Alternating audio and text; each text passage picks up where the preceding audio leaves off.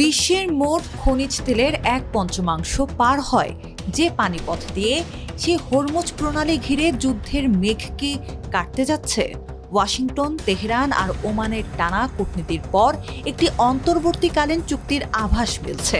তবে কড়া বার্তা দিলেও পর্দার আড়ালে কি চাইছে সব পক্ষ, আর কেনই বা থমকে থাকা চুক্তি বাস্তবায়নে এত তোড়জোড়?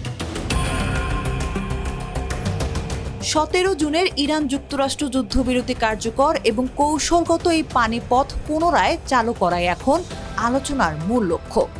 আলোচনা ভালোভাবে এগোচ্ছে বলে অভিহিত করেছেন মার্কিন প্রেসিডেন্ট ডোনাল্ড ট্রাম্প। তবে চিরচেনা ভঙ্গিতে 48 ঘন্টার আলটিমেটামও দিয়েছেন তিনি। বলেছেন, কূটনৈতিক সমাধান না হলে কঠোর সামরিক পদক্ষেপ। কিন্তু বাস্তবে দ্বিতীয় বিশ্বযুদ্ধের পর সবচেয়ে বড় সামরিক হামলার পরিকল্পনা শেষ মুহূর্তে বাতিলের খবর প্রকাশ পাওয়ায় মার্কিন নমনীয়তার চিত্রই স্পষ্ট হচ্ছে। অন্যদিকে যুক্তরাষ্ট্রের সঙ্গে সরাসরি আলোচনার খবর অস্বীকার করে আসছে ইরান। তেহরানের নজর এখন ওমানের উপর।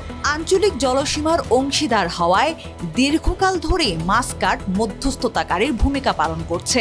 ওমানের সঙ্গে আলোচনাকে ইতিবাচক বললেও ইরানের পররাষ্ট্র মন্ত্রণালয়ের দাবি, মার্কিন সামরিক হুমকি মূল বাধা। তাহলে টেবিলে থাকা প্রস্তাবটি আসলে কি?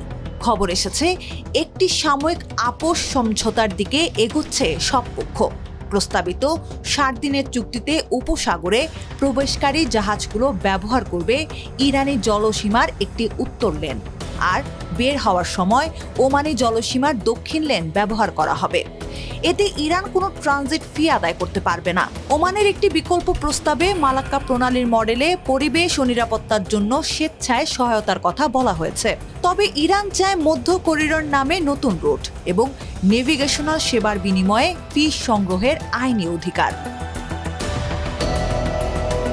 এবার প্রশ্ন উঠতে পারে, আমেরিকা কেন ইরানের দাবির সামনে নমনীয় হচ্ছে? প্রথমত, মার্কিন প্রতিরক্ষামূলক গোলা বারুদের ঘাটতি বড় ধরনের হামলার ঝুঁকিতে বাদ সেধেছে। দ্বিতীয়ত, আন্তর্জাতিক বাজারের ভয়াবহ চিত্র। ফেব্রুয়ারিতে যুদ্ধ শুরুর আগে যেখানে দিনে 130টি জাহাজ চলত, সেখানে তা নেমে এসেছে মাত্র 8টিতে। প্রণালী বন্ধ থাকলে বিশ্বজুড়ে জ্বালানির দাম অস্বাভাবিক বাড়বে, যা যুক্তরাষ্ট্রের মধ্যবর্তী নির্বাচনে ট্রাম্প প্রশাসনের জন্য বড় রাজনৈতিক ধাক্কা হতে পারে। তবে ইরান চুক্তিতে সই করলেও থেকে যাচ্ছে আইনি জটিলতা।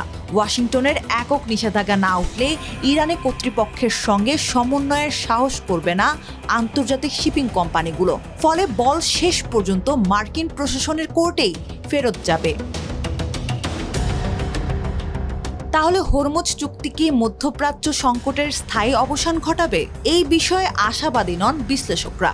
হরমুজ প্রণালী খুলে দেওয়া মানেই সব সমস্যার সমাধান নয়, এটি কেবল একটি সাময়িক স্বস্তি।